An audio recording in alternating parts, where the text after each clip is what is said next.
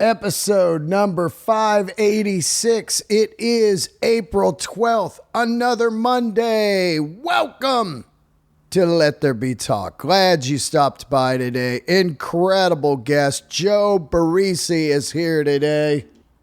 The king of the rock and roll recordings. This guy has done everyone in my CD collection. Queens of the Stone Age, Caius, Tomahawk, Melvins, Weezer, L7, Clutch, Slipknot, Monster Magnet, and the latest Tool album. God damn, this guy has a resume, and he is cool as hell. Yes, indeed, it is a great episode with Evil Joe. I was so excited after I talked to this guy. I went on and put on all kinds of music that he worked on, and I was just losing my mind that I had never met him before, and I'm glad that I know him now. You're going to love it. You are going to love it. Lots of deep Tool talk. That last Tool album is so insane. The layers of that will take years for me to understand. And I can't even imagine what it was like to be in the studio just finding that rhythm to get through these insane songs. Joe is there. He's worked with Tool a lot. He's worked with all of my favorites, Maynard, Mike Patton, Josh Homme. And so it was an honor to have him on. Episode is brought to you by my fantastic sponsor. If you've got anxiety or joint ache or inflammation or anything, you're going to need some CBD. I take it every day. Clean CBD Lion is the way to go. CBDlion.com. I would not get my CBD anywhere else, especially truck stop or 7-Eleven. No. Get it from a family-owned operation with third-party testing. This stuff is clean. They got the edibles, the gummies, the tinctures, the topicals, the vapes. Get your CBD Lion. Use the code DEAN. Also, get yourself some pet CBD. They've got it. Little Gertie loves the CBD. She gets a couple treats and she is into sleep heaven. CBD Lion, been a sponsor for the podcast over a year. I cannot thank them enough for just helping me out. And I want you guys to help yourselves out by saving 20%. Use the code DEAN. CBD Lion is the real deal. Check it out. Also, my other sponsor, I wear glasses. I am a four-eyed freak. I am a nerd on the face. I love eyewear. Ever since I saw some amazing glasses on Scarface, those old Porsche Carrera, I was just hooked. Sunglasses, eyewear, I love it. And I only go to one spot, Optical Connection. They're going to give you a discount. Ask for Armin or go to their website, optical-connection.com. They ship anywhere around the world. They got a great Instagram, optical_connection. They carry my favorite brands, Jacques-Marie Mage and Blake Kuwahara. Ask for Armin. Get the discount. They also do eye exams if you live in the Los Angeles area. But if you don't, you can still order there and they will ship anywhere around the planet. Optical-connection.com. Two great sponsors, two good friends of mine. I love both those peoples. You know what I mean? You heard me. I love both those people. I'm all fired up. I drink decaf, but I think it still gets me rocking. Just the motions of it. Something hot in the morning. Yes. All right. Gertie, quit licking your foot. Gertie's over there licking her foot. All right. Have a great week, will you? Join my patreon.com/Dean Del Rey. Get 104 bonus episodes. Do that. And also join me every week if you're on my Patreon for a Zoom Fest where we just shoot the shit about books, music, guitars, films, anything. Great time with a bunch of my freaky friends, the Del Raisers. Also, check out my new website, DeanDaleRay.com, for all the tour dates. Brand new website. Looks fantastic. I'm coming to Alameda up there in the Bay Area, an old hometown haunt. Alameda Comedy Club. A few tickets are left. Just a couple left. Get your tickets now. Let's get into it with Evil Joe, huh? Get ready to light the candles for episode number 586. Love you all. I love you all.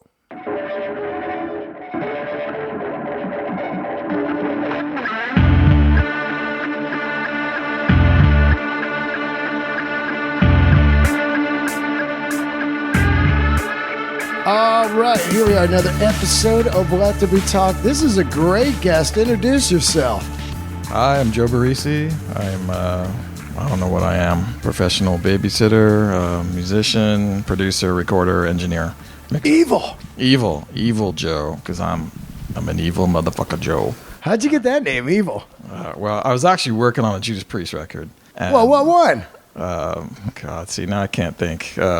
Now I'm not going to see it when I'm put on the spot. I can't remember anything. All right, well, so we'll fast forward. You'll have to look at the discography. I'll look right now. Scott Travis is the drummer. Okay, so Scott was Painkiller? No, way after that. Roy Z was the producer. And here we go, Priest. Let's see. What were you doing? Engineering some drums. And Scott was playing. And Scott was in Racer X. Oh, yeah. Yeah, love Racer X.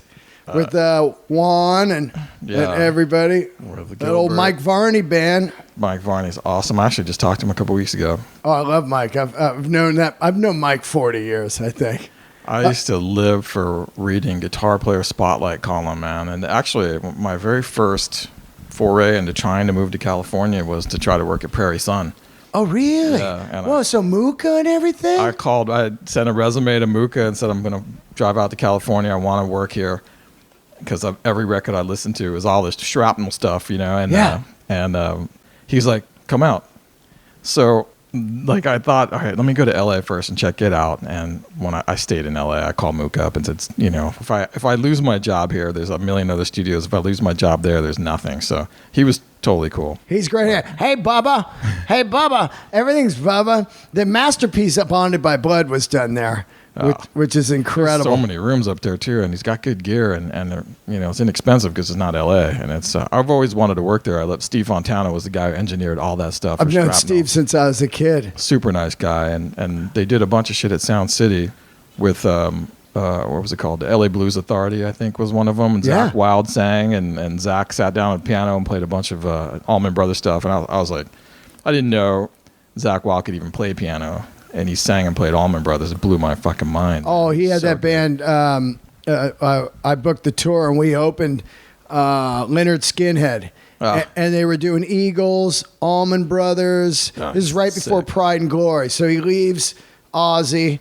They get the Pride and Glory kind of deal, or it's kind of in the works, the $1 million Geffen deal. But in the meanwhile, he wants to go out and just play a tour. So I book it. My band opens, and he's out there just killing it with like Allman Brothers. Just I ain't gonna hell no, and you're like, what the hell? So insane. Somebody actually told me he played with the Grateful Dead, or that was the Allman Brothers. He filled in for the Allman Brothers, and they introduced him at the end. Really? Zach Wilde, like maybe one night or two nights when Dickie Betts might have been.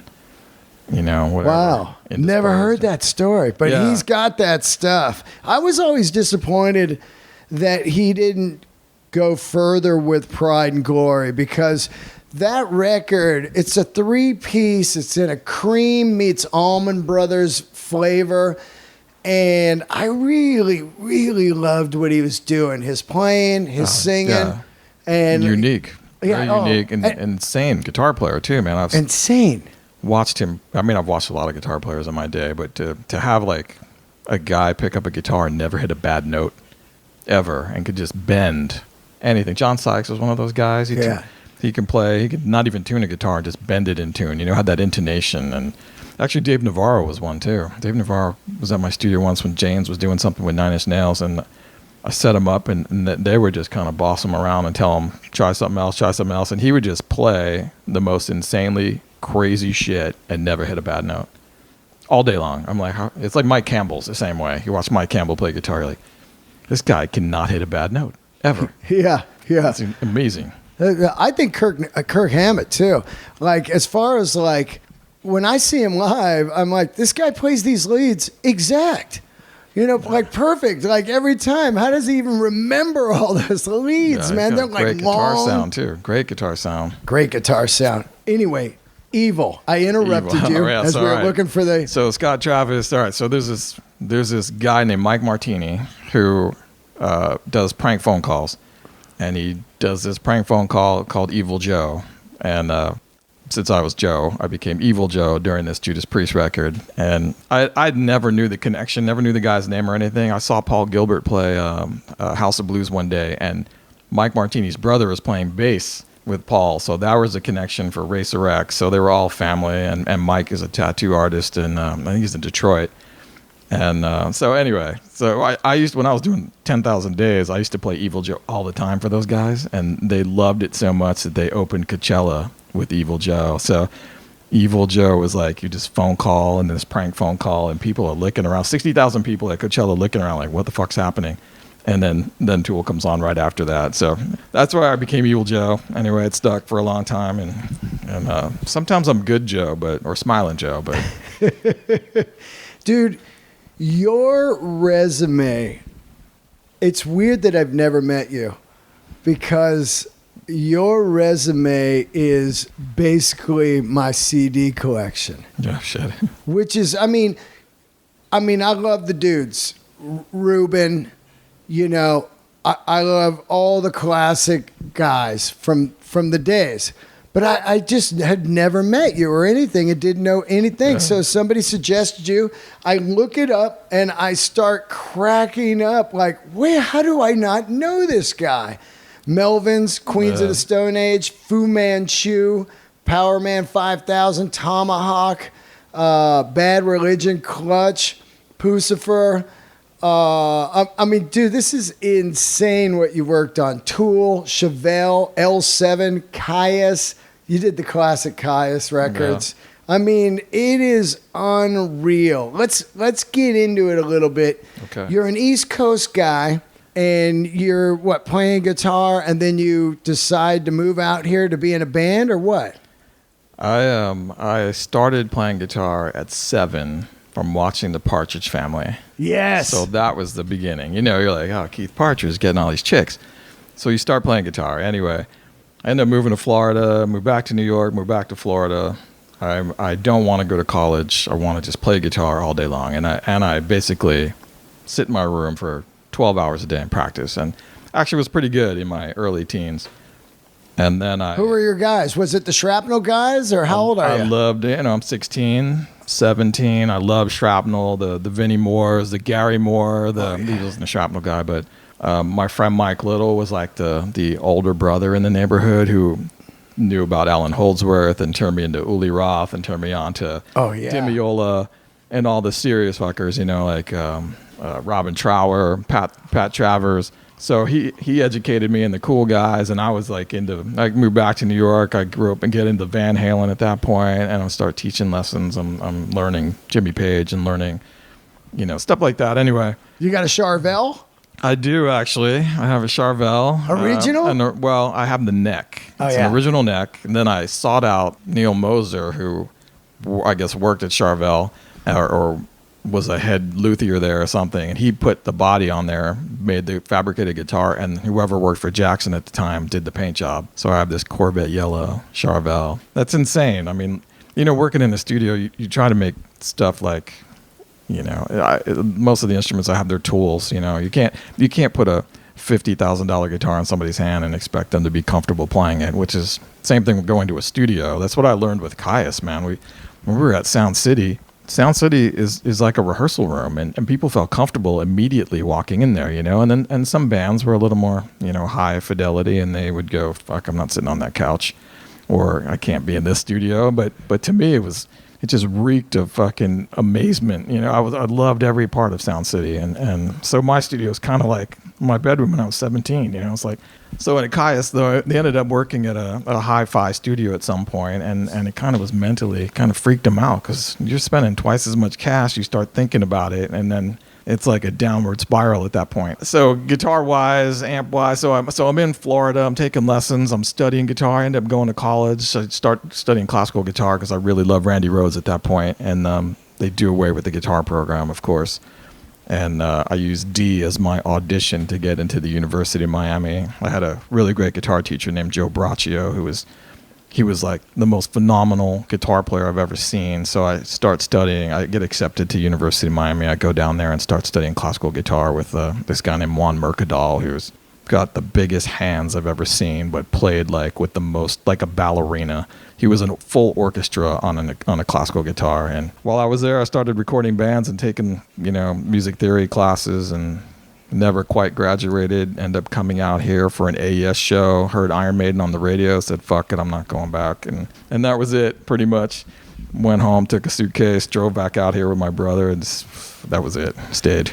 Did you start engineering like on Fostex and Tascams and stuff like that, 4 tracks?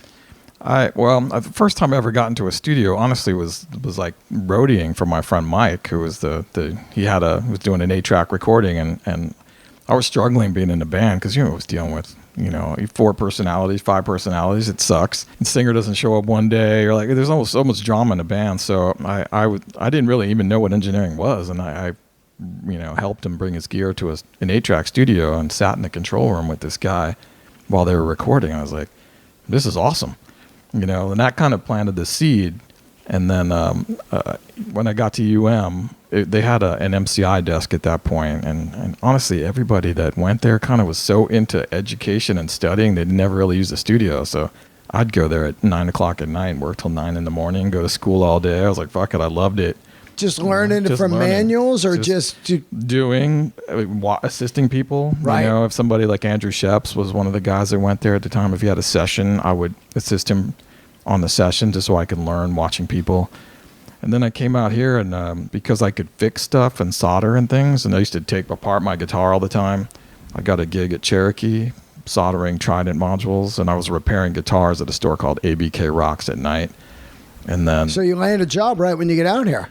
Pretty much day 2, actually, after dropping off 30-something resumes, but none of them doing like being an assistant. They were all like tech work. And my roommate at the time worked at Sound City, who calls me up and says, the tape machine remote died. Can you come over here and be a tape op? I was like, sure. So I was standing up by the tape machine, punching in, rewinding, fast forwarding, you know, being literally a tape op. And then I kind of just started freelancing at Sound City and whatever. And it kind of just went from there. I freelanced all over town because I didn't want to get pigeonholed into one type of music. Although Sound City was the place I wanted to work at.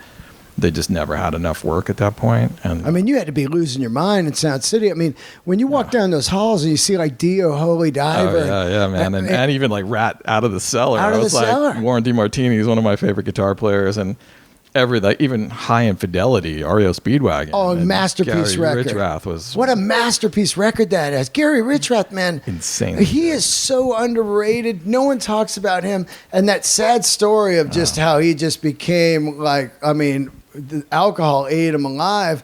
But I saw him on that High Infidelity record, and he was like a Jimmy Page. He had the Les Paul, the curly hair, the killer licks. An interesting guitar sound too, and played great guitar, man. Like guys that were unique, which is kind of what's weird like today. There's a lot of guys that aren't very unique anymore. No. But he had a sound and a style, like the Robin Trowers. Like I remember I saw Robin Trower in Miami, and he was apologizing to the audience that all his shit got stolen the night before, and he had to go to Guitar Center, Ace Music or something, and he bought a Strat off the wall, and a Marshall, and a chorus pedal.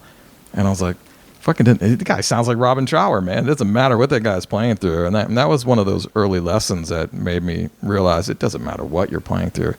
It's the emotion that comes out of your body and the fingers, you know. I know it sounds cliche when people say it's the fingers, man, but it really real. is.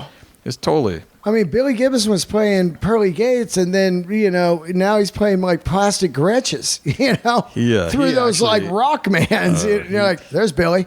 He's so funny, dude. He came in on Lullabies to Paralyzed to play Precious and Grace, and he brings in a Johnson J station, which is like a pod, basically. Yep, that's what he is. And I was like, it is Billy Gibbons, and I'm like, one of my favorite guitar players in the world, but I'm like, there's no fucking way you will ever use that in the studio. It's not going to happen. So I kind of drag him outside, and I plug him into a Watkins Dominator and a Watkins Joker, which in retrospect was bad because he ended up buying them all after he fell in love with them. And then the price went from $2,000 to like $12,000 instantly. And I'm like, fuck, man. He's like buying them up, every one of them. So, but those are great. His tone, just watching him play, just ridiculous. Playing like 9s or 8s. Eights. Like super skinny strings. A metal pick. And playing low. Like most people go up in that kind of guitar. Yeah. He's like in the first 5 frets, and he's got more style and more swagger down there than anybody I've ever seen. So you're rocking in Sound City. You're new in LA. You're in this great studio, and it's got to be right around. I mean, those Caius records. We got like Rage Against the Machine. Garth is in there a lot. I think Ross is in there a lot. Yeah. All kinds of people are working in there. Amen. Everybody's in there, and it is just absolutely the home run room, because it was like we had Conway and Village and everything in town, but that was like the stepson out in the valley. That was just nobody wanted to go to the valley. Yeah, and it was actually pure metal. Sound City at the time was going through some tax stuff or financial stuff, and they ended up selling the console out of the B room to Rick Rubin, and the B room was kind of open for a while. And they took that money that they made off that sale and refurbished A, which started rejuvenating that room. And then Garth came in and did Rage. Right. And that rejuvenated Nirvana, obviously. I think actually Nirvana was first. Yeah. That rejuvenated it. But the history was amazing. I mean, for me, Chris Goss was working there quite a bit, and he brought in Caius. So he produced Caius. And there was a guy named Brian Jenkins who was the house guy. I was the other house guy, and he'd get first call, and he worked with Chris. But he ended up doing a Trickster record that did pretty well, and he started freelancing out of Sound City. So I became the guy to work on Caius, and then that was Blues, and then Sky Valley, and then I recorded Circus, and he ended up mixing it. Brian mixed it, because at that point I was moving on too. It's insane. Josh was here last week, and he's a friend of mine, and it's an insane the legacy that Goss, Josh, The Desert, those records. I mean, to be in a band and to do those records super organic. You were there, so what was it like for Blues? Was it just super easy, quick in and out of there? Back in those days, man, we're on a 24-track tape. Right. So they were a good band. They were the closest thing. I said this in some other interview. They were the closest thing to Black Sabbath I could imagine. They'd walk in. I think we did all of Blues for the Red Sun in 10 days. Whoa. So I remember the bottles of Carlo Rossi and the bass sound, the guitar sound. Everybody played live, and they would look at each other. And if a song was, because you're on a tape machine, so you're like, I got 16 minutes on this reel of tape. And so how much is left? Okay, I got 8 minutes left. How long is the song? It's about 7 minutes. But you could never count on that, because they would look at each other and play, and Josh might start soloing, and they would just be in the moment. And like a real band jams, it might be a 9-minute song, so you'd have to definitely be able to capture what was happening. And his guitar sound was completely unique. His style was completely unique. And I mean, those ovations and the bass rigs, it's like, it what? Crazy. I told him that, like, when I first saw him play live, I go, well, who's playing one of those? Like, I always called the Ovation guitar the Partridge Family one, because the headstock kind of looked like the birds, the logos on Partridge Family. Well, I didn't even know they made electric guitars, so he brought one in one day. I was like, what the hell's that, man? And and that was his thing. And he had Moss valves, and he had Ampegs. And on Queens, he ended up buying, I think they bought the Rod Stewart back line, where they had the white Ampeg collection from the 70s. And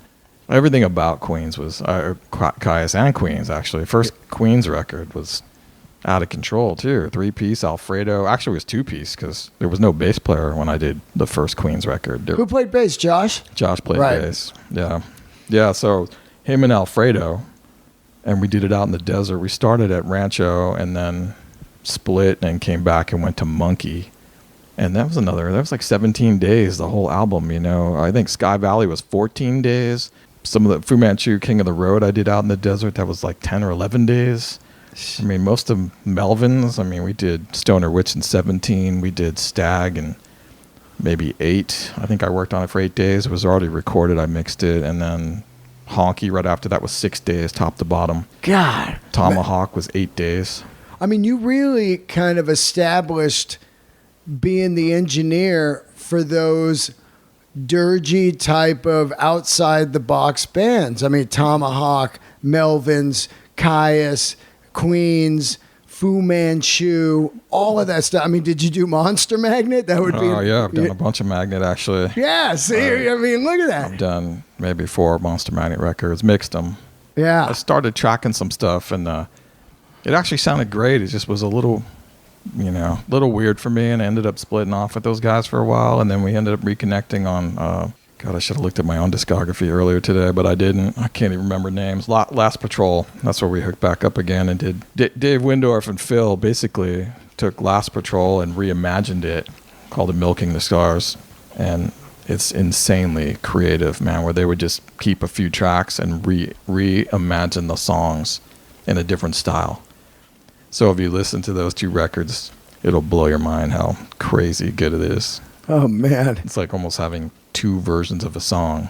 At what point do people start to trust you to become a producer on these records? Because there is that thing, like the guy that was engineering for Ruben, and Ruben wasn't there, so Metallica was like, well, we're just going to use this guy. Right, Greg Fiddleman, yeah. Is that kind of what happens with you, or are you throwing out ideas while you were engineering? Because I've made a lot of records, not a lot, but I've been in the studio for years of my life, and there is a thing where the one guy steps out for a few hours, and then the engineers, you're like in there, and you start to get lost because you're like, is this any good? And then maybe the engineer's like, I don't know, I think the other one was a little better. Maybe try it twice, and then you start to trust this guy, and you're like, wait a minute, this guy's in here, he knows us and everything. I think it comes down to a comfort factor, some of it. Like even on Caius, like John Garcia would say wouldn't want anybody in the room but me while he was singing.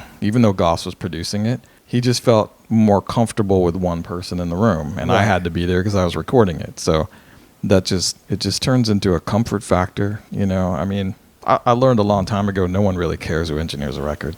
They look at who produced it and who mixed it. So I think I worked on this Fastball record, and those guys were great players, 3-piece from Texas. And Chris Lord Alge mixed it, and he did a great job mixing it. But I was like, for 3 weeks, I'm putting these sounds down that are pretty interesting and aggressive, out of the box. And I was like, fuck, man, I could be mixing this. So I would hold out sometimes. I'm like, I mix it too. When Alan Mulder asked me to do Wolf Mother with him, he wanted me to track the drums, and I was like, it's all or none. Yeah. He's a great mixer, so I didn't expect to mix it, but I'm not going to just track the drums and watch somebody else put their shit on top of it, So I'm like, you're just going to have to come up with some more money, and I'm going to do it all, and then you mix it. And so you have to kind of hold, you hold out. But producing, I've always been I know my place, so I'll never just undermine the producer. But if they ask my opinion, or if I have a suggestion, why not? I mean, right. You go over, you start tweaking an amp for somebody, and then you become the guy they need. Also, I was buying gear at that point too, because the gear we were renting was terrible, and bands come off the road with shit gear. So I'm like, hey, here's a Marshall. So I became the guy with I remember when I was doing Soundgarden, Chris was like, I need a pedal that does this. So I go grab this thing that I built that did that, and then he would call me from the road, hey, what was that pedal, man? I need that thing. I'm like, well, I'm gonna have to make you one, because and then you become an important guy at that point too, because you can't just go to Guitar Center and buy the Boss distortion pedal. Yeah. So yeah, there's all kinds of stuff like that, but I think having the outside, an outside viewpoint is nice as well. It is interesting because you're working with people that there's different types of producers. There's producers that are trying to get the hit song. And that's a totally different producer than a producer that's trying to get the vibe and the chemistry. Those are totally different. One's surgical and mathematical, almost like must have hit. Yeah. And the other one is like, I'm dealing with dudes like Tool that are have such a deep vision that you got to figure out like how to keep them on course, right? I mean, you did the recent Tool record, and if you listen to that and how deep and crazy the outside the box the songs are, you got to be like, yeah, I think we got it here. How do you approach a band like a Tool to keep them on course? Well, so for me, knowing the catalog, I really liked elements of Opiate and Undertow. I like the dirtiness of those two records. I love Undertow. Yeah, so Undertow to me was Grandmaster Recorders, which was one of my favorite rooms. Like Sound City was my number one favorite room, and Grandmaster was my number two because they were cheap and they were they had vibe. So, and I loved Stinkfist off of Anima. So the stuff that Bottrell did was just another level of Tool. Lateralis, super clean, punchy, beautiful sounding. When I got the call to work on 10,000 Days, I kind of wanted to try to marry Anima and Undertow. So I took them back to Grandmaster, thinking this is where they did Undertow, and this might actually, inspire some of the dirtiness to bring back some of that girth and some dirt. And so that's sort of how I molded, and also helped them kind of, explore sounds as well. They're super nice dudes, and they're obviously great players. So you can throw a left hook onto any of those guys, and they'll just run with it.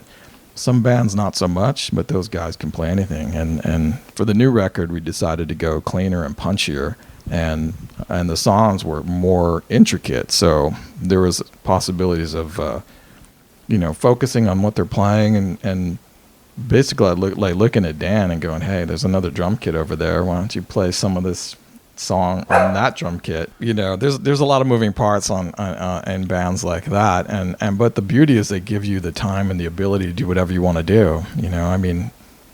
I could spend an extra week after doing vocals with Maynard and tweaking stuff and sending him ideas, and everybody would take a week off and clear their heads because I'm sure they got tired of me after a while too. Yeah. I mean, that Tool record, it has so many layers that it takes years to even hear it all. Oh, and you'll hear it. I listen to it and I go, I know I put a vocal in the right speaker here and it's really low, barely audible.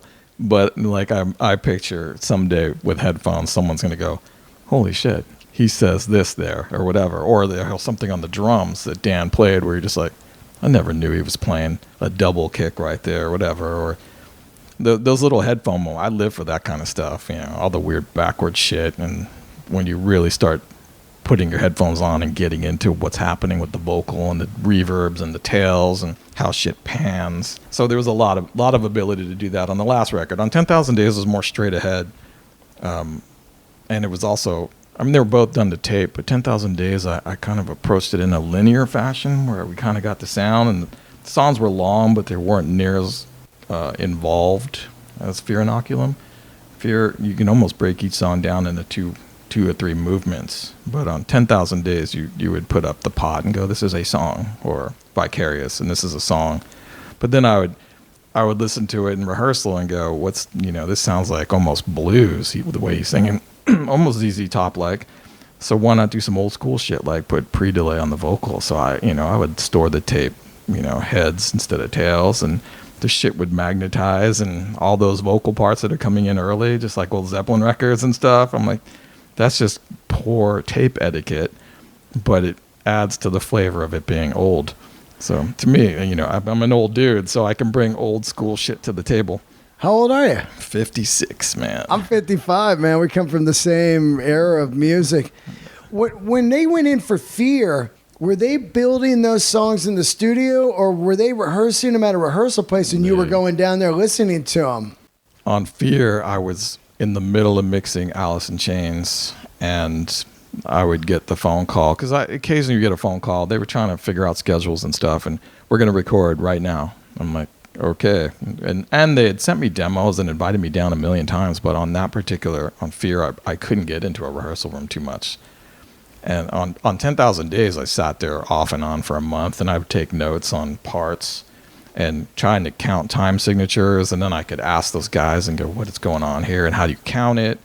And then we'd work on sounds, and I'd also kind of tap out on a click track, like when it felt amazing, and we could start with that tempo. And they don't play to a click at all, but I could start them at a tempo where it felt great. On Fear, I was so unprepared, and the songs were so long, I was actually quite frightened going into the studio, just because I'm like, how do I capture this? I don't even know these songs yet.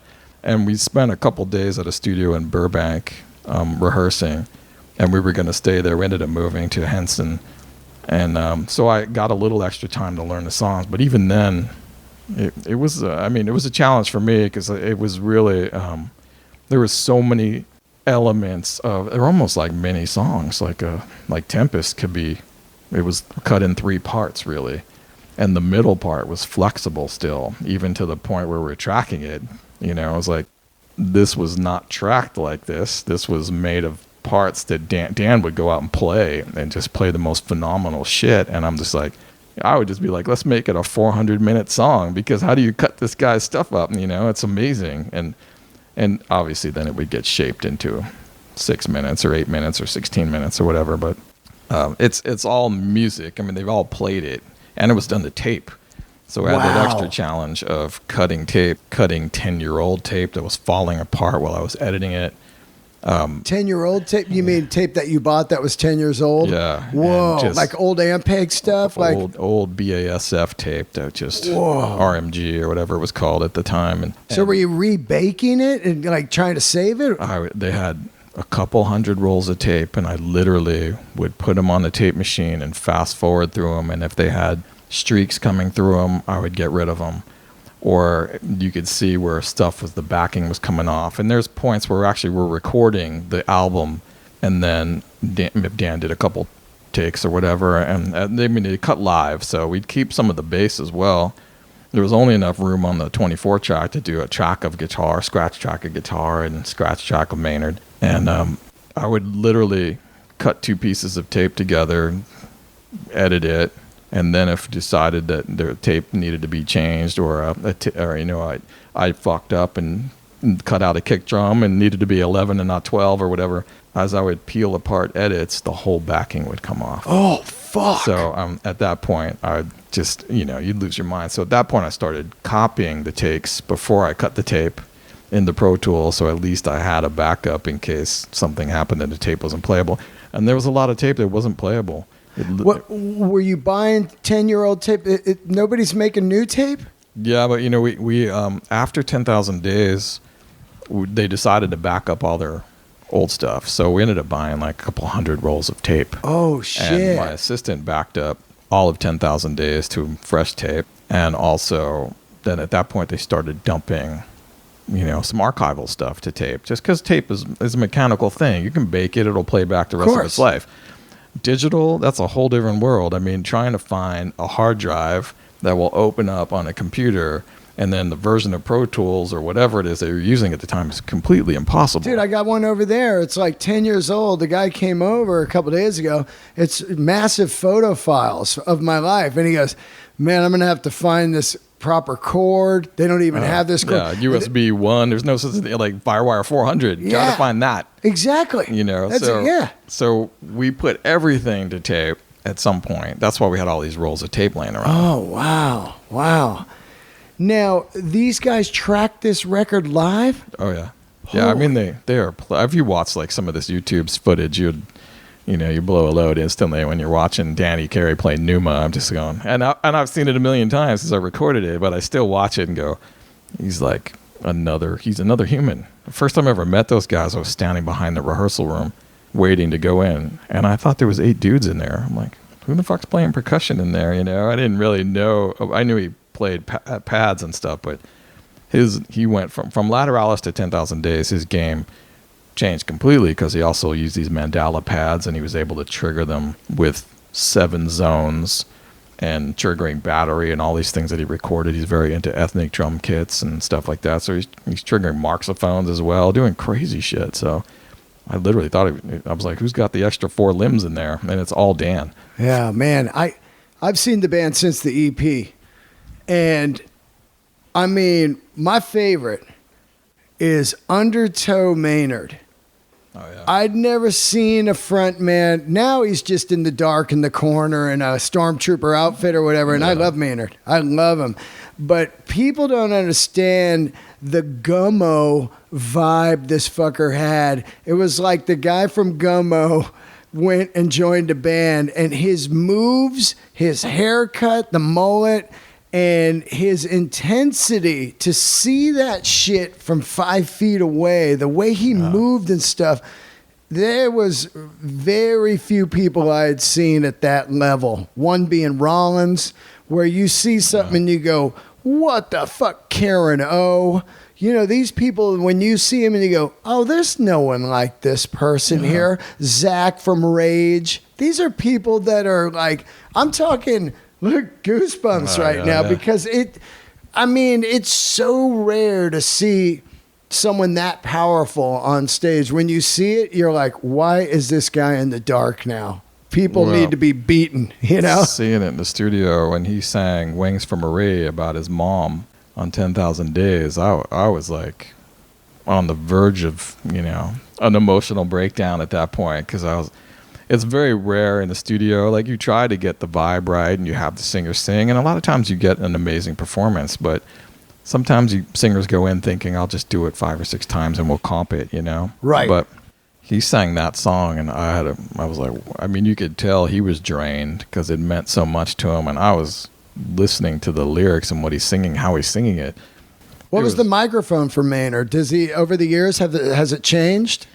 On 10,000 Days, he was using a Sound Deluxe mic, and also, because it's a tube mic, but he loved to hold it. Oh, yeah. And that's not normal in a studio, everybody, but it's not very physical or emotional to stand in front of a microphone and sing. So we would wrap the microphone up in foam, and he would perform with it, and he had a mic stand, and he could hold the mic stand and do whatever, but he was definitely emotional and physical when he sang it. On Fear Inoculum, I drove to Arizona, and we set up a couple mics in his room. So I'd have little stations, and this would be his blue microphone would be a super intimate, clean vocal sound, and then I'd have a My 67 somewhere through another vocal chain, and a Soyuz tube mic for another vocal chain, and an SM7 for another vocal chain, and some handheld through a distortion pedal, through a guitar amp, or the megaphone. And so a lot of times I would just, can you double it through that or move over there and let me grab some ambience from here? And so a lot of the shit, like in Tempest, you can hear where he says fuck, and it's ambient. That's just his room.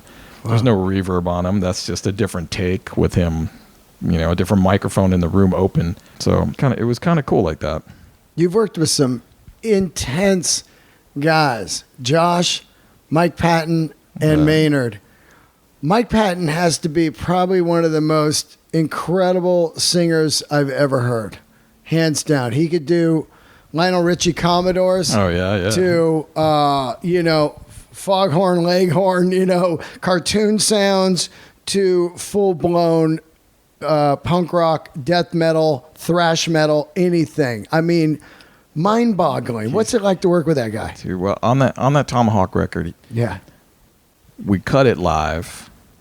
And then, it's basically 2 days on drums, 2 days on bass, fixing the bass, 2 days on guitar, and 2 days on vocals. And that's it. So he sang every fucking song in 2 days. Whoa.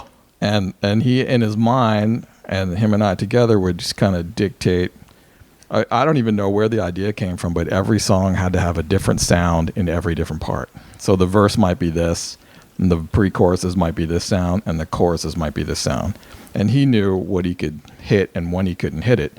So we would juggle back and forth between songs. We might hit the verses on a couple songs one day, and then he'd blow himself out at night on a hard chorus. And then the next day, hit all the verses and pre-choruses. It'd take a while to dial in a weird sound, but if you listen to that record, you'll hear different sounds happening in every section of the songs. And then he would just go, okay, these 4 songs, I need to blow myself out, and it's the end of the night, so let's do it. And he would hit all the hard shit. He'd be warming up all day as he's singing the other songs, but the fact that he could sing a whole fucking record in 2 days, mind-blowing. God, I mean, I watched this guy, over my lifetime of years, from Bungle to Faith No More to Tomahawk, all of it. And every time I see him, I just go, this guy is a freak of nature. Yeah. A freak of nature. The sounds that he can make out of his mouth is killer. Well, he was doing some stuff with Dan the Automator, and he was doing so many other things. It was actually the first time I've ever seen a singer have his own, like, he'd have a couple mics, and he'd have a Chaos pad and a couple other pedals, and he would go for this mic and dial in a sound. And it would come out of a DI or come out of another guitar amp or something. So he was well aware of all the shit. And he also had a face mask that he could put on, a gas mask that had a microphone built into it. Oh. Shit like that. So, and I was used to doing weird shit anyway. I mean, on 10,000 Days, I'd Maynard singing into a window with a PZM mic on it, or into a snare drum. And the snare drum had a mic on it, and the snare would rattle. So you'd get this kind of honky, almost EQ sound without adding EQ, So wow, I was into the weird experimenting, and a guy like Mike could sing, so you're just like, whatever. He can sing a whole record in 2 days. Janie Lane, actually from Warrant, was another one, man, and very amazing. Because he was a drummer, his rhythm was amazing. I did a bunch of demos for Cherry Pie and for Dog Eat Dog. And in 3 days, he sang and played acoustic guitars on every song. And he would sing and double himself so tightly that it would almost disappear, phase out if you flipped a phase on him, because his rhythm was so good and his phrasing was so good. He'd sing the same shit every single time, which, sometimes is impossible. A lot of singers, even guitar players, they might think they're playing the same thing twice, but they're not. Yeah. I think my friend worked with Incubus. He said that singer could do the same thing. He would sing it 4 or 5 times in a row, and you could just line them all up, and their phrasing would be exact. So that's a whole different thing, man. Drummers, Bobby Jarzombek is like that. He's one of those guys he's in Fate's Warning and played with Halford and Sebastian Bach, and he would chart out his shit, and you never guessed where he was going, because every single take was the same cymbal with the same velocity with the same fill. This is just phenomenal, like control and dedication to knowing exactly what you're playing, which I've never been like that. What about those guys, man, that we look at, like Josh, these guys have sounds in their heads. It's so incredible that you bring them to tape, because these guys, as stupid as this sounds, I got a hoodie over there, and this guy, Parashal, designed it for me. And it was almost like, oh my God, finally, somebody that gets it. He fucking nailed this hoodie design. And that's how I look at, like, probably people come to you like, hey man, I'm hearing this shit. And you go, we can try this and that. And because you get these burned out engineers in there, man. And they're just kind of like, I don't know, man, I throw a fucking 57 on it, play it. Let's get the fuck out of here, And it's just like, you're like, this is wrong. We're in here. We want to create art, and so to have you must be just incredible. Well, I'll say 2 things. One, on my days off, I'm experimenting. I'm not hanging out watching TV. I'm in my studio on a day off, picking up guitar amps and plugging stuff through pedals and testing microphones. So the more I'm familiar with stuff, the more I can say, hey, try this. But working with artists that know what they want, like Josh, when I remember, I'll tell you a crazy story about Caius. Like, at that point, I'd been recording stuff, and you're used to putting a 57 in front of a guitar amp, and it's an inch or 2 away from the speaker, and that wasn't the sound that Josh heard in his head. And I just remember, okay, we want a bigger sound to capture the low end. We'd use a large diaphragm microphone. I think we ended up with an 87. But even an 87 with a pad on in front of a speaker was too bright. And I'd move and move and move it. And he would play. And then one time I remember him going, that's it, right there. Don't move the microphone. And I'd go and look, and the mic stand had moved a little bit by itself. and it was in some odd position that you would never think about miking your shit at. Yeah. But he was like, there it is. That's the sound I hear. So he knew what he wanted to hear. And at that point, the other thing that's interesting is you mold the sound of the band because they're all playing at the same time. So maybe the bass is kind of thin and bright, but you can't tell it's thin and bright because maybe the guitar is big and fat. But nowadays, like, you get stuff to mix where people are recording everything separately all the time, and they try to get the best sound they can, or they don't EQ it because they think it should be flat, or they don't compress it because they don't know what a fucking compressor is. So they give you this shit that just doesn't work together. And then you spend all your time mixing, trying to make this puzzle into a piece of art.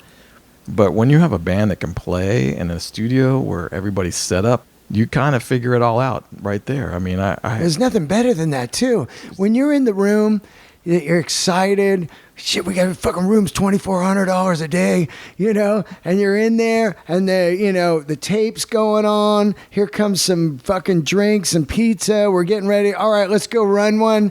And the adrenaline starts to go. The drummer's playing too fast. All right, we got to get this fucking adrenaline. Let's calm down a bit.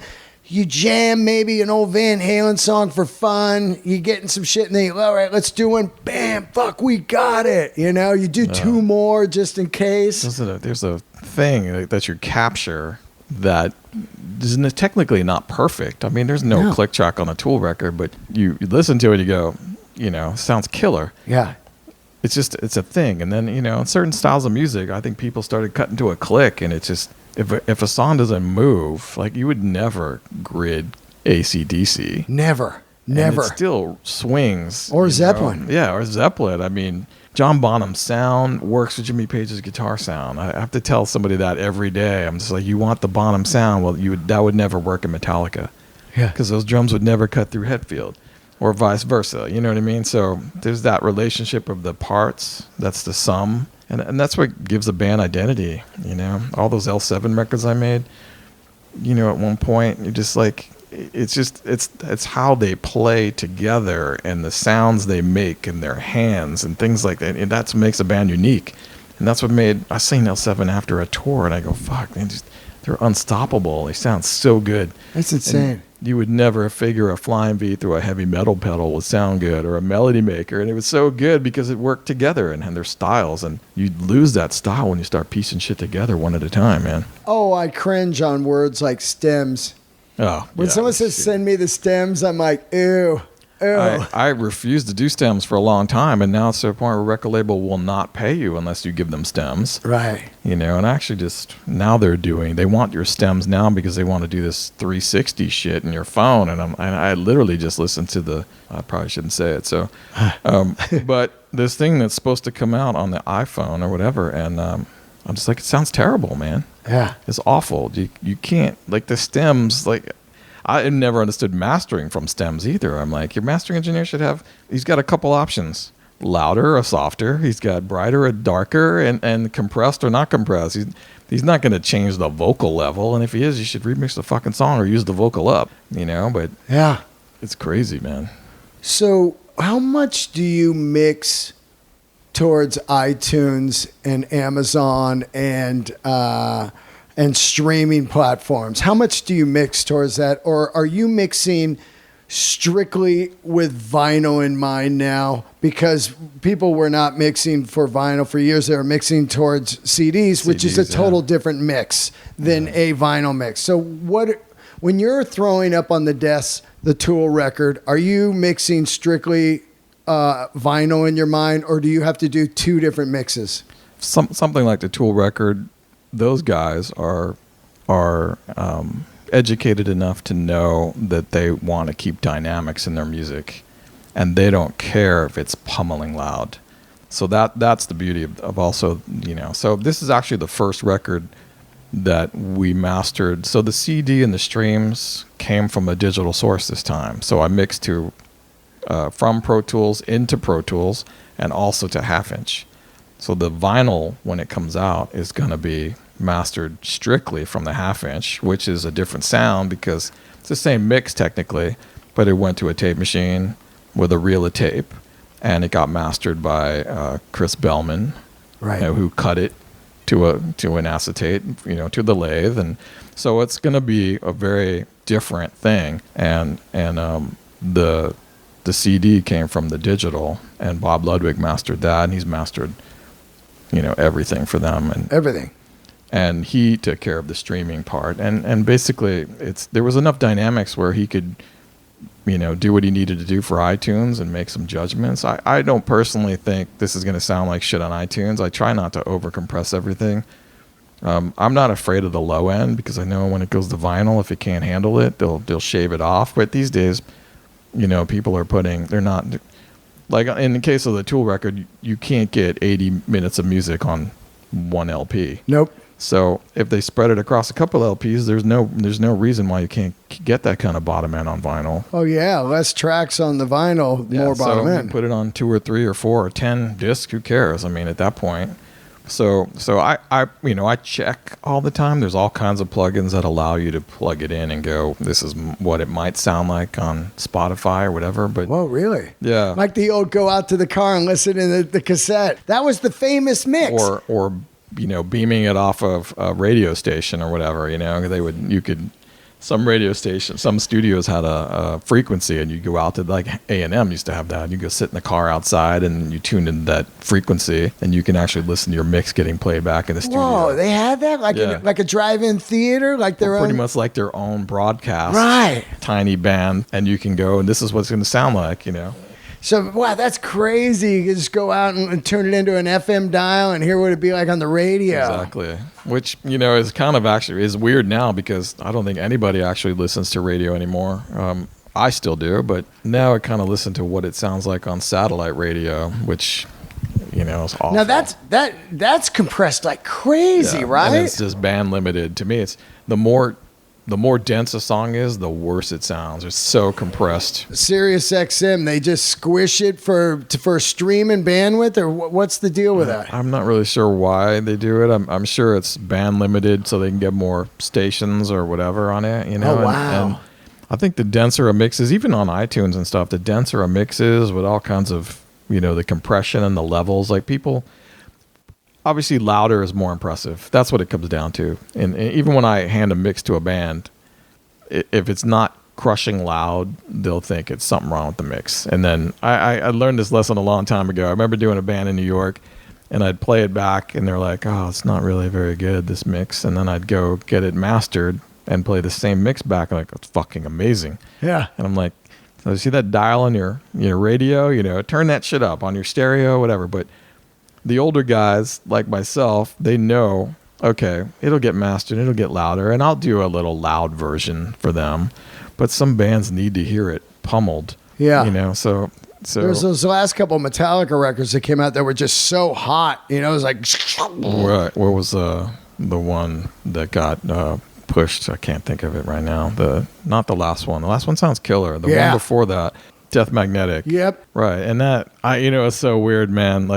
Like mastering wise, mastering guys started doing shit where they're mastering the instrumental version, because there's no vocal to fuck with. Yeah. And they can make that punishing loud, and then they master the vocal, and then they kind of do their own mix where they put the vocal in there. And that's how that shit happens. You can get this kind of volume and crustiness, and then there's all the grief where they blame the mastering guy, or they blame the producer, or they blame the engineer or the mixer. And I've had it happen to me where somebody tried to take a mix and put it on from the stems. Yeah. But I'm like, this sounds like shit, man. Just leave the fucking mix. There it is. Like, you don't need that many options. If it's that shitty, I'll remix it. Call me up and say it sucks and I can't do anything with this, and I'll remix it. So I really like the way the last Metallica record sounds. I think Greg Fiddleman took it back into the realm of, it's competitive. I like the last three. I don't give a fuck what people say. I think Saint Anger is fucking crazy. I think it's totally aggressive. I think it's punk rock. People are like, I don't know. It's like, when it comes on, it's like, you're like, whoa, what the fuck? I mean, it feels like anxiety. I can only listen to it one time through a day if I'm going to listen to it. I can't listen to it back and back because it's so aggressive in their own way, Well, to me, it's a classic case of a band that's still growing too, man. I mean, I think, you listen to Kill 'Em All, and then you go to Ride the Lightning, and then you go to Master. Every record is changing, and then They're the best, man. Yeah, it's killer. And then Greg doing this last record, he also did a bunch of Slipknot records too. And it sounds like old school Metallica again. It's a little more robust and tight and focused, but still sounds real. Oh, that Spit Out the Bones song? Wow, man. I still throw it up as references too, when I'm mixing and stuff. I'm like, what does this sound like? And it's aggressive and competitive. It sounds killer on Sirius, so whatever he's doing, it sounds great, Yeah. So I listen to some of my stuff on Sirius and go, shit, man, I gotta shave off some bottom end or something, It's a little muddy, but were you chasing back end money over the last 10 years from streaming for your points? It's one of those things where you can't hold a gun to anybody at a record label. I've known many people that have gone and audited record labels and come up with a bunch of cash, but it's just a little weird to me in general, the whole streaming thing. I mean, even like I was going to buy some plugins this morning and buying a plugin for $50, at least I own that plugin for the rest of my life, for the rest of my musical life. When you rent it by the month, and you don't own it anymore. Yeah. So like, to me, streaming is just, I love the fact that you can dial up anything you want at any time, but I got to pay you $10 a month or $20 a month to listen to this. And then a year from now, if I don't want to use your subscription anymore, I don't have that. Right. You don't have any. So, well, it's like renting an apartment, I mean, it just comes down to it. I mean, somewhere around 2 years ago, once these amazing speakers came out, these DVLAs, these French digital streaming speakers, and I heard them, I was like, well, I don't want to be a slave to product anymore. I want to have nothing. Those boxes behind you is just shit for sale. I want to have nothing. I want to be able to walk in and out of places and be like, I'm out of here. I'm going to go try this place tomorrow, live somewhere else or whatever. So yeah, I can appreciate that. Yeah, there's two sides to it. You get caught up in that addiction to vinyl, which is great, and then all of a sudden you don't listen to anything because you got so much. You're like, where do I start? I mean, I can 20 minutes on a turntable though, put side one of whatever on, and you're sitting there listening to it. Is like, to me, it's more like like a family used to watch a TV show together. Totally. So there's a little more attention paid to it. It takes the ADD out of listening. Yeah, you chose it, you sat down. But my thing is, you forget what you have. You got so much there. Yeah. It's like streaming too. Immediate access is nice. Sometimes you're like, what was that song? What did it sound like? And you dial it in instantly on Spotify or whatever, Apple Music and you can call it up instantly. But I usually just, I don't know. I still buy because I think at some point even though I just did the Chevelle record and it came out, I just bought, and in my contract it says I get 20 copies of it for free. I got my 20 copies, which I gave out to people, and then I bought another 15 copies because I'm like, that supports music. Totally. And so record labels is a whole different beast. I couldn't even imagine what the deal is like on Spotify. All I know is, a royalty on a record is different, obviously. So if the royalty money comes in, then I'm stoked, and if it doesn't, I can, you don't make records anyway for the reason you think it's going to sell any copies. You do it because you want to do it.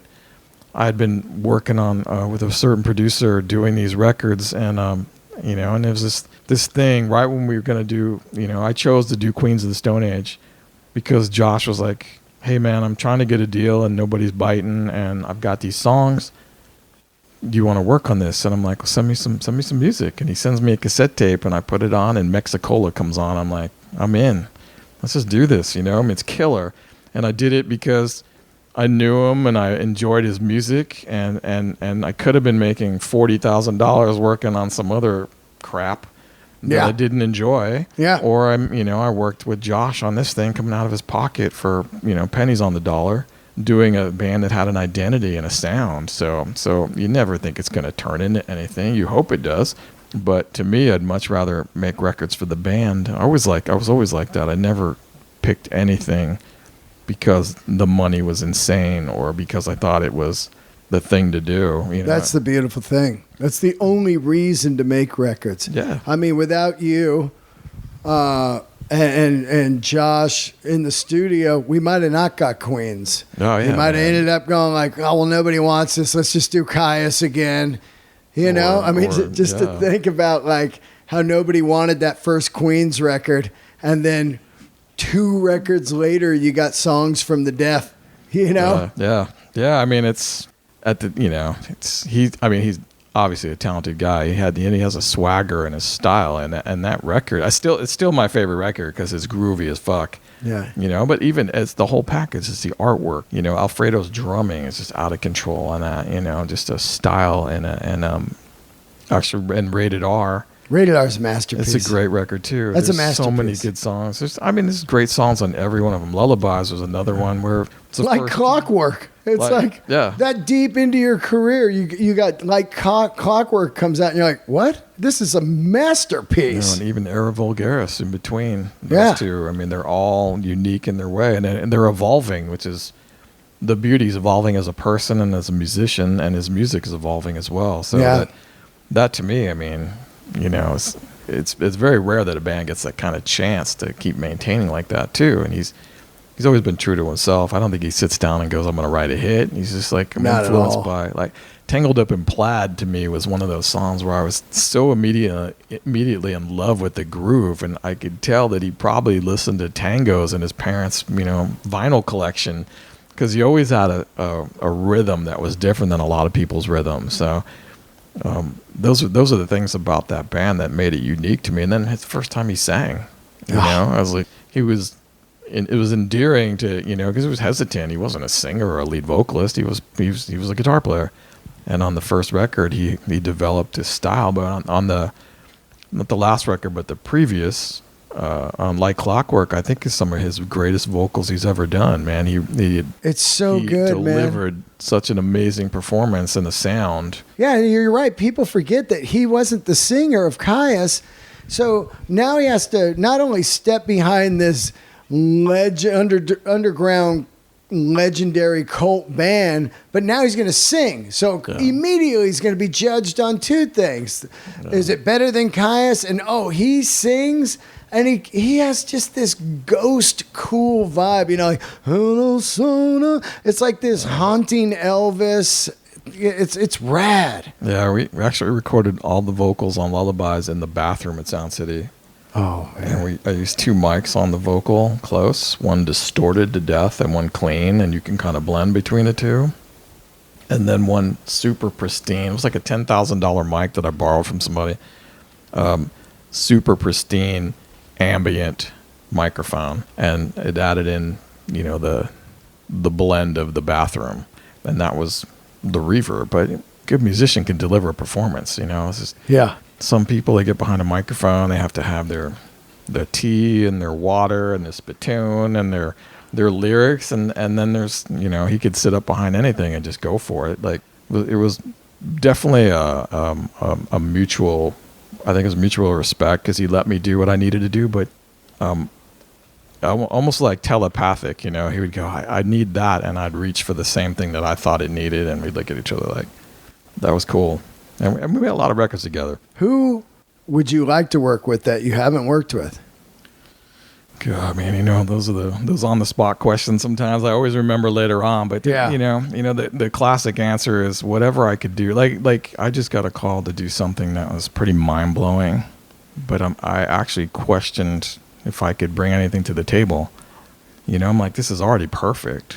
Like I'm always a fan of, like, you know, why change it if it's great? Right. You know, that's interesting. Like, just the honesty of, like, hey, man, I don't know if I can make this any better. So, like, why? Like, what can I bring? So that's usually some of the questions, you know. For me, I have to like the music, first of all, because if you're going to work on something 12, 13, 14 hours a day for weeks at a time. Oh, God, yeah. You know, I can't just, like, I always say when bands go, hey, well, you know, what's your schedule like? We have this kind of money or whatever. I go, fuck, my dentist would pay me $20,000 to mix his album, but what good is that? Yeah. That's not a career move, and I don't like his music, you know? So So I love Mogwai. I think they're a great band. They made some great records. Radiohead, obviously everybody loves Radiohead, and I really love the John Leckie era of Radiohead, man. The Bends and totally, dude. The Bends, man. Everybody's like, oh, okay, computer, or But for the Bends, if you go from the first album to the Bends, you can't even believe how light years far they are, and to see that tour too, it's like, wow, that's where Johnny really becomes Johnny with the sound effects. Yeah, and it's performance, man. At that point, man, there are so many bands I can't even tell you. Sometimes you get these these larger bands that want you to do a test mix or whatever, and I'm just like, I'm not into it, man. You either hire me because you like the stuff I've worked on and I can bring something to the table. Or don't hire me at all. I mean, like it's like hiring. I always say it's like hiring a painter. So if somebody will paint your house for free, you should like go ahead, paint it, and then you don't care if it looks like shit because then you'll go pay $8,000 to hire somebody to paint it for real, and then you'll pay attention because you're paying $8,000. You know what I mean? So So for me, it's just like you have to want to work with me. And I have to be able to bring something to the table, I think. And if I can't, I'm the first guy to tell you, I don't know if I can make this any better. I asked Alan Moulder once. He mixed this Remy Zero record. And there's a song on that album called Life in Rain. It was one of my favorite sounding songs, one of my favorite songs and one of the best mixes I've ever heard. And David Bottrell produced the record, and he mixed that particular song. And I asked Alan, and I go, what do you do with something like that? And he goes, you just use the one that Dave mixed because it sounded perfect. You can't fuck with that, So there is a thing where the music dictates what happens, and so yeah. I don't know. I mean, there's a lot of young bands out there that are great, but I'm an older dude too. I like old shit, Yeah.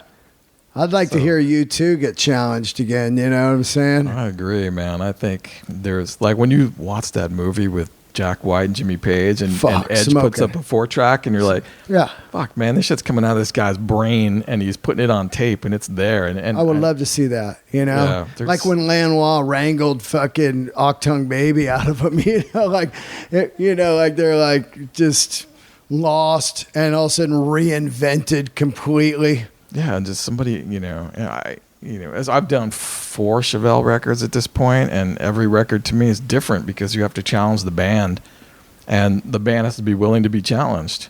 Yeah. And, so we do a record and it's cool, and then we do another record and the guitar player is more influenced by a certain style, and he brings that into the table, and you go, hey, check out this instrument over here, And so you keep things interesting and the band evolves. And I think some bands are good enough or wise enough where they like to be challenged as well. And there are some bands that don't want to change. Yeah. And those bands, to me, I'm like, listen, I'm not into it. If you're not into at least experimenting.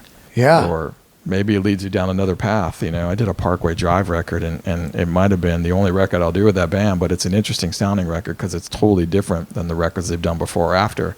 And it still does fairly well sales-wise, but it's I'm sure it was a change for them, and they were pretty daring coming to me because I'm kind of the lo-fi guy, and they're kind of a metal band. Of course. And it was challenging for me to mix that and record that stuff, but I think in the end we did a record that's cool and unique.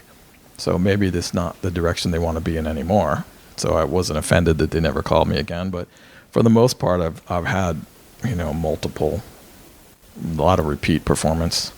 You have your own studio? I do. I have a studio in Pasadena. Oh, that's cool. Man, I worked with Bill Bottrell before. He had a studio in Pasadena. It was an old brick school, like a ballet place or something. Right, it was next door to, it was called Toad Hall. Yeah, Toad Hall. And it was next to Sound Chamber. Yeah, exactly. So how great was Toad Hall? That's the Tuesday night music club. Right. My studio is the Thursday night music club. Wow. That's where Kevin Gilbert had his place. Right, Kevin. Long live Kevin. Yeah. And so my place was where they jammed on Thursdays, and Bill's was the Tuesday night. And so it was Lawnmower and Garden Supply Studios where Kevin, that was his room. And then at some point after he passed away, it became Mower Studios. And then Frank Black and a couple guys from Sound City took it over. It was actually Lawnmower, then became Mower, and then since I took it over. I was like, how do you shorten that? It's either Mo or Were. Yeah. So now it's called Joe's House of Compression. Rad. That's what it's. And I've actually been there for almost 14 years now. Whoa. And what do you got in there? Desk and stuff. I have the SSL that came out of the townhouse. Oh, the so SSL. I'm the second owner. And it's my favorite mixing desk. It's a 4000 G+, and it's from 1994. And I think they got an SSL at Prairie. yeah, and they have a Neve too. Yeah, they got a Neve, of course. And I have a bunch of Neve modules and stuff, and all my stuff. The beauty of having your own room is there's no pressure as far as, okay, we're working to 12:01. Now we have to pay overtime. Yeah. No one gives a shit. I don't give a shit, And I can also keep the cost down, man. I have not upped my studio rate since I opened, and it's just enough for me. I don't make any money on the studio. It's a tax write-off at that point, Right. By the time I pay the insurance and the gas and the electric and the freaking utilities and the console air conditioning and the maintenance, I'm making $100 a day. Yeah, the maintenance, man, is the big one on a studio. Oh yeah, man. It's every time a drummer blows up a set of headphones or somebody steps on a mic cable and you got to drop $350 for new headphones and another $50 for a 20-foot Mogami cable. I'm like, nobody adds that shit in ever. No.